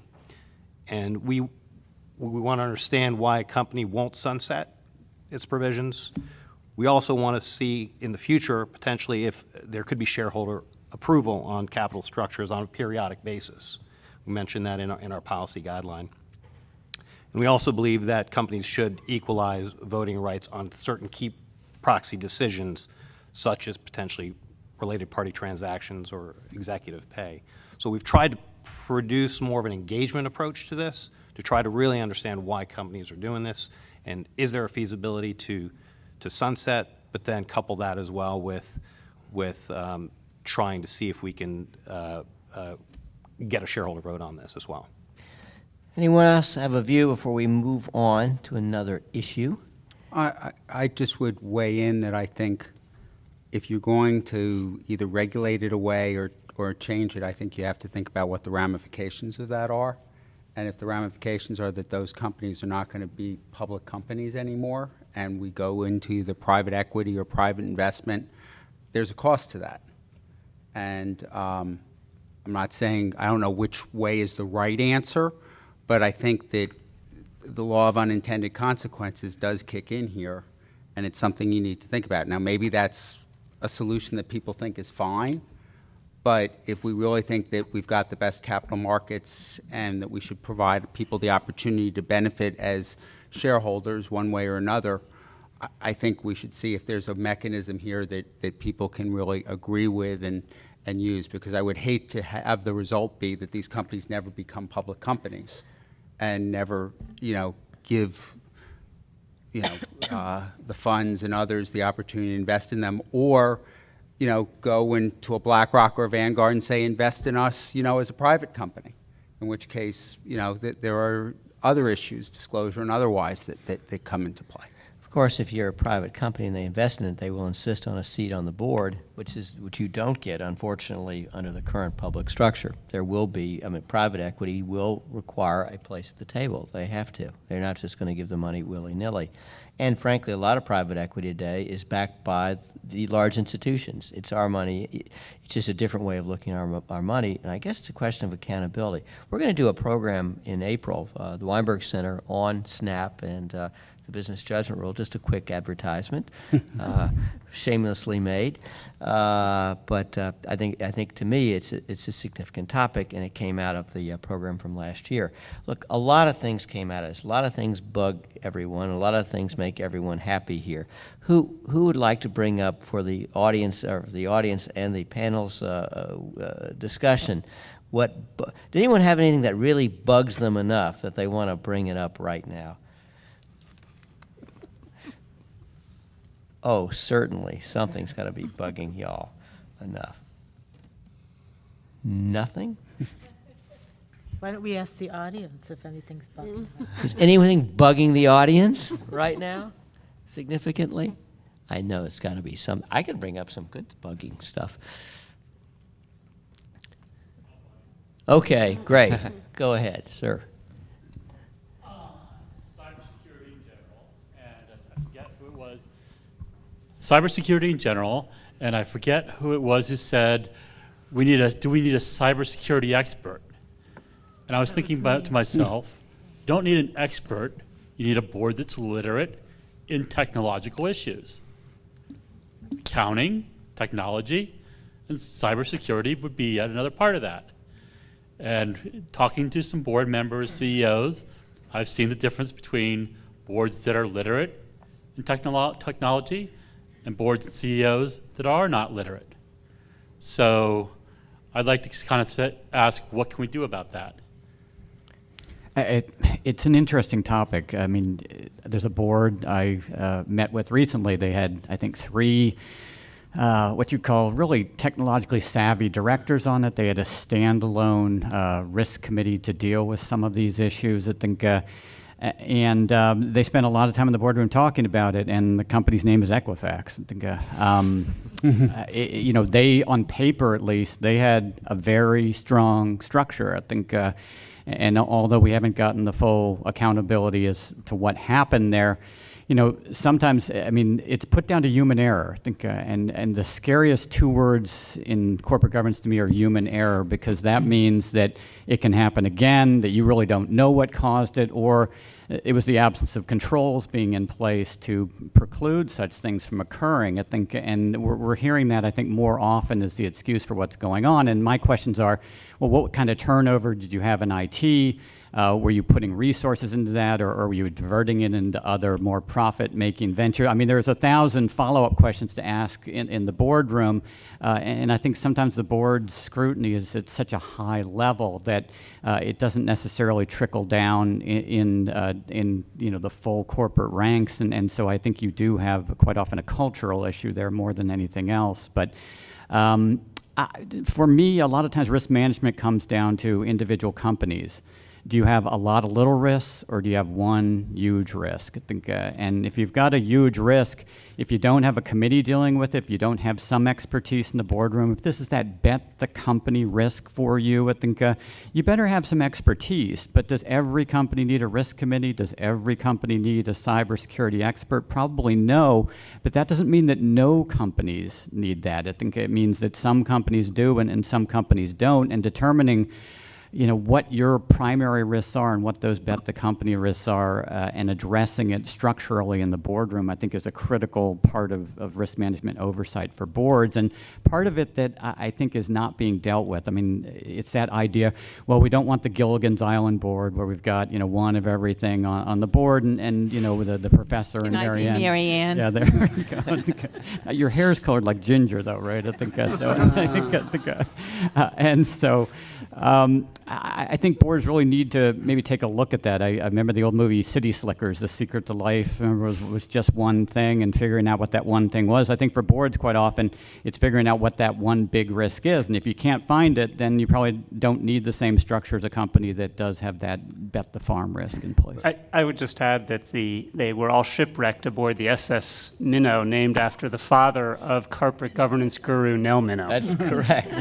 Which is, yeah, a little known fact. Hey, I've got something for y'all, and this actually came from David, your comments, and this is, I've been thinking about this a lot lately, and it's the politicization of the corporate board or the corporation itself. You know, historically, companies were not able to make political donations themselves, and the reason actually was pretty interesting. If you go back to some of the early federal cases, it had to do with using shareholder money to further a political viewpoint with which they might not support. It was basically almost a First Amendment sort of claim, interestingly enough, and that you couldn't use shareholder money to do it because someone may disagree with how you spent the money.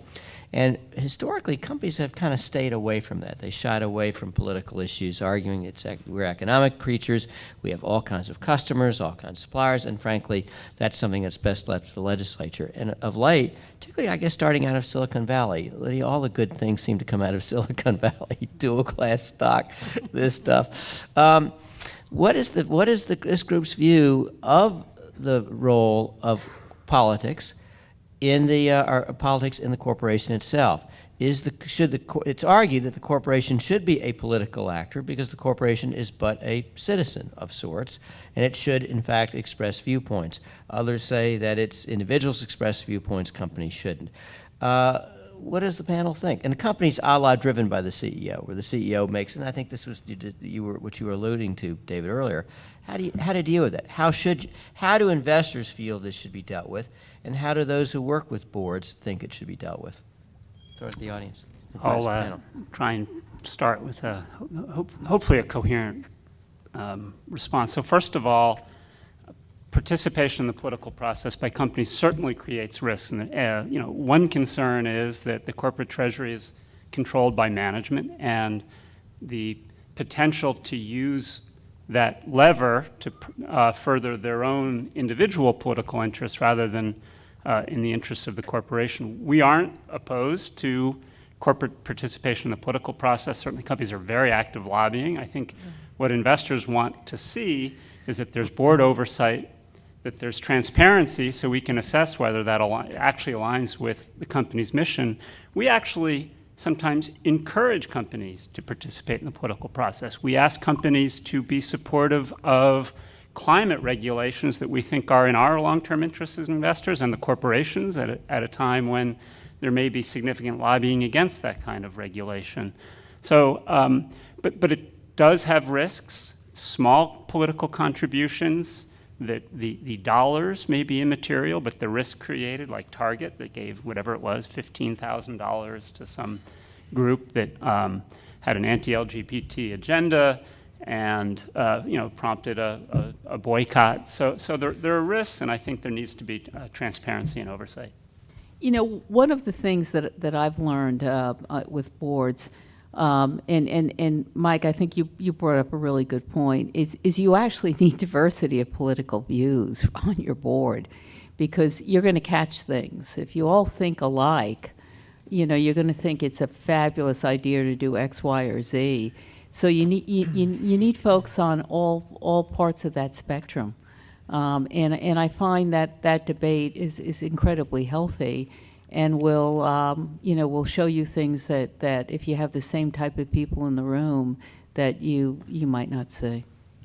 But I have to say, Charles, on kind of a more mundane point of view, I mean, I don't disagree with anything Peggy or Michael said, but when you look at the budgets of lobbying for many big companies, there's a lot of that bread and butter lobbying that just goes into working with the regulators to try to figure out how you're going to make a particular regulation less onerous for this company or work better in this industry. I mean, there's a lot, and the way our system works, right or wrong, the legislators get information from wherever they can get it. And if industry in general isn't providing some of this information on how things work and how this is going to impact, then there's this legislation or regulation more likely in a dearth of real practical knowledge. So, I mean, this is kind of, I consider this a little differently than the big political issues of gun control or, LGBT or something. This is just how to make, if you're going to have a regulation, how is it going to work? And I think that that's pretty essential to a lot of companies to try to participate in the process. At whatever level, at all sorts of levels. And as a corporate person, I totally agree with what Lydia said. I mean, you have to advocate for what you think is in the best interest, long-term interests of your shareholders and stakeholders. But see, I think you're getting in a very slippery slope. And I think lobbying, I agree, lobbying, again, is something, if done right, is appropriate. But, should a gunman, to get away from guns, should a coal company, seek to elect, local governors or other things that will have less regulation on the company because it'll cost the company less, although it may have a bigger impact on the environment? And, are shareholders going to hold that company accountable for doing that, recognizing that it may be better for the company's bottom line, but is it better for, our children or whatever the right standard's ultimately going to be?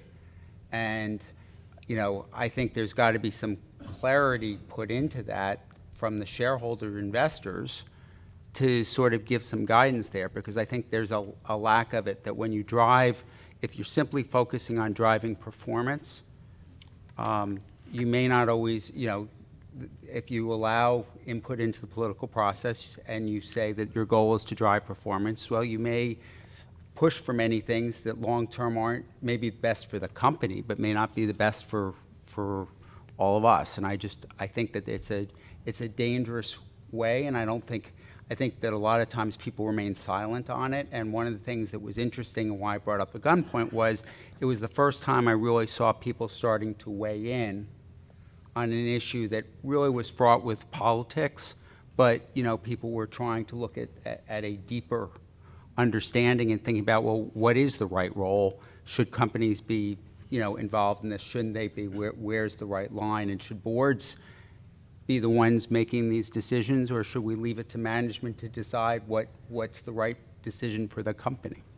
Yeah, I mean, David, of course, there's all sorts of those slippery slope issues that you get into, and I do think Peggy, made some comments about you need all this diversity in the boardroom, and I agree with you wholeheartedly that you have those issues that somebody has to supervise and oversee, and I think that whole system has come a long way. I mean, ideally, that management is in there doing that too, but now that it's pretty expected, I think, of companies, and I think boards expect to have some information on the lobbying and the expenditures and where the money is being spent. So I think we have made some, and I think all the activist involvement there has made this more of an area where people are focused on getting information and trying to understand what they're doing and make sure there's some consideration, as Michael talked about earlier.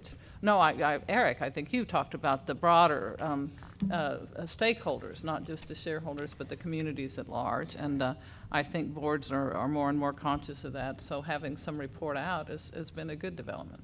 Eric, you ready to say something? Yeah, I was just going to add, so full disclosure, I managed the ESG policy for ISS for a number of years, and then I subsequently filed shareholder proposals on political spending at New York State, and now we engage on them. But so I've seen kind of the different perspectives on this from the filers and from analyzing the proposals. And it's interesting that Mike talks about it from the risk perspective, and Lydia, so you speak to it from an opportunity perspective in terms of being able to participate in the political process. But when we're voting at the annual meeting, it's often on these proposals. Pat, do you have offhand how many proposals last year were filed on political spending? I think the number that made it onto the ballot was about 40, I think, and then lobbying was about the same number. So yeah, and I think they've been upwards of 100 in the past years. Yeah, you combine the two categories, it was closer to 100. So and we've had conversations with Bruce Freed at CPA, Center for Political Accountability, and I'm always interested in the transactional nature of these proposals, that they are often templated, and they offer frequently little analysis in terms to why it's on the ballot and why it has been a risk to the company. And I think if you want to see institutional investors support these proposals, I think it's incumbent on the filers to really demonstrate where that risk has been.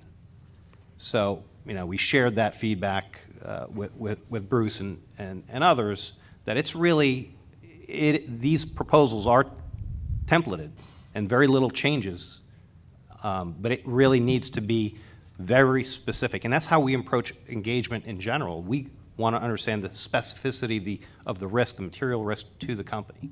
And when it comes to the ballot on these proposals, we don't often see that. And we're seeing avenues of those proposals now where there are some that are focused on lobbying related to climate change, for example. So, is it a climate change proposal or is it a lobbying proposal? It's probably a hybrid someplace in between. Well, I tell you, I've always thought individuals have an obligation, right, responsibility to be active in the political process. That's your right, your role as a citizen. On the other hand, the corporation itself, because it's a conglomeration of individuals who have very different viewpoints, when it takes a viewpoint, it's a real slippery slope. I mean, you can make a good argument on certain things that should be lobbied for, and I think informing a regulator as to your view on a particular regulation is something that a lot of companies do and really have to do. On the other hand, I think when a company takes a viewpoint on an exogenous political issue that may be relevant and important to society, you really run that risk of running counter to somebody or some groups within your organization. And because you're so broad, I've always been very uncomfortable with companies taking making political statements one way or the other. Individuals certainly can, and that's perfectly appropriate. But when you use the corporate facility to do that, I get a little concerned. There was always the Broadway show, a movie called How to Succeed in Business Without Really Trying. I'm trying to up Pat on this one. And they asked this fellow, so what do you think? And he said, I don't. Charles, can I raise one other issue that sort of got into the cybersecurity piece and something else that a couple of the panelists touched on? I think that there's a move now towards trying to get the cybersecurity expert on a board. The boards have to be very careful when they do that. I think it's great if you can attract somebody like that, but there tends to be a mantra of deferring totally to that individual and leaving all the expertise to them. And that's just as dangerous as not having somebody on the board, because the directors have to engage on it. If you have a cybersecurity expert and he wants you to spend hundreds of millions of dollars to protect something that frankly isn't all that risky to that particular company, that's not a good use of funds. But you may have the best cyber policy of any other company, but it needs to focus on what's right for the company. Having an accounting expert where nobody on the board and nobody else on the audit committee really understands the accounting issues, so they all defer. That's not a good situation either. Directors need to be engaged, whatever the policy is. And you have to be careful that you don't sort of,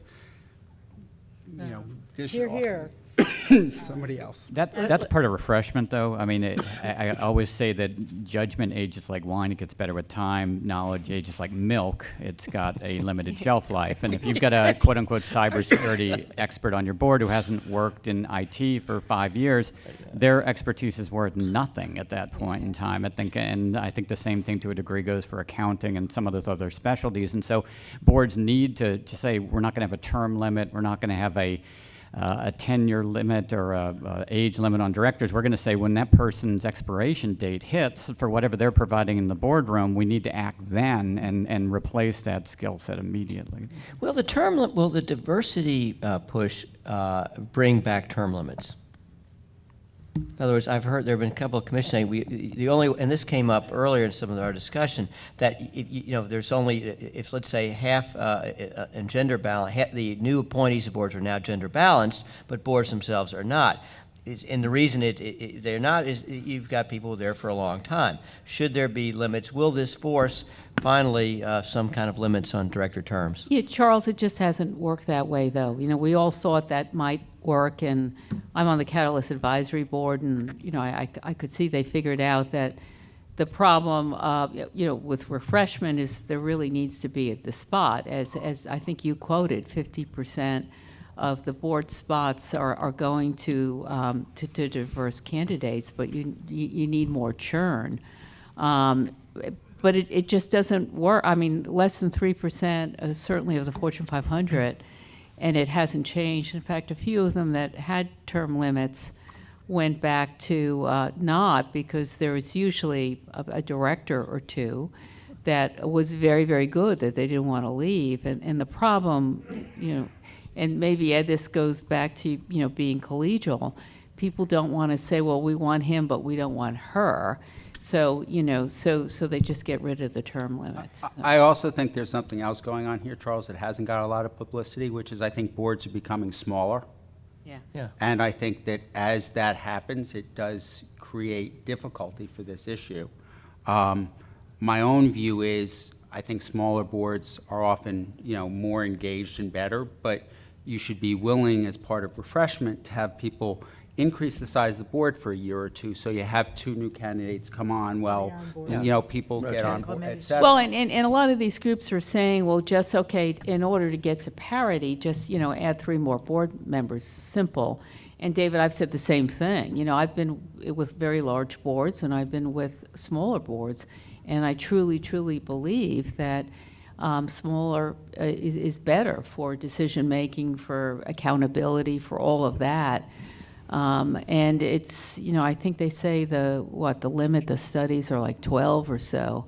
It gets a little crazier if you're highly regulated and you need a lot of committees, and it's the regulators that are forcing, the thousands of pages that we're talking about.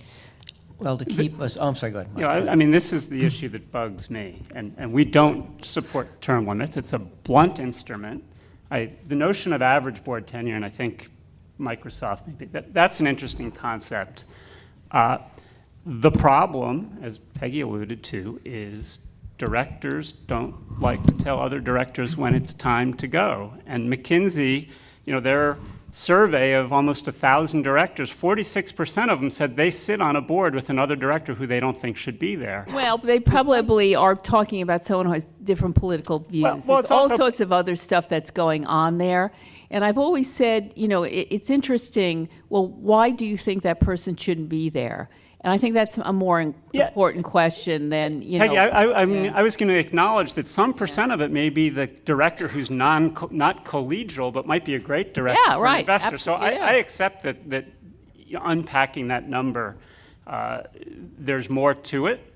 But at the end of the day, I think there's a problem with refreshment. I think the notion of board succession, it's pure semantics, but I don't think we should use the term succession when we talk about Well, and I also... It should be refreshment because it implies that someone is staying until the end of their term or they hit the age limit. And I agree with you, Mike. One of the things I think is very important, though, you always want a couple of seasoned directors around. You need them. I agree. Because these are the folks that, will say, yeah, we tried that, 10 years ago, and it didn't work out very well, And so you want someone that's gone through, like, various business cycles that has some history. And you don't want everyone that way, believe me, and I don't know if the number is 1 or 2, but I want some long tenured directors, particularly if you're dealing with highly regulated companies. Myron, you have a question on that? I just have one comment to make, Charles. As the sole septuagenarian on the panel, I want to point out that I understand that the luncheon port has been decanted. Oh, yes. He giving us How about the cigars and the bonbons? Well, there was a senator from Georgia who was once asked about the seniority system, and he said, "The older I get, the more I respect the seniority system." Anyway, I want to thank the panel for a job well done. 2 hours is a long time. Thank the audience too.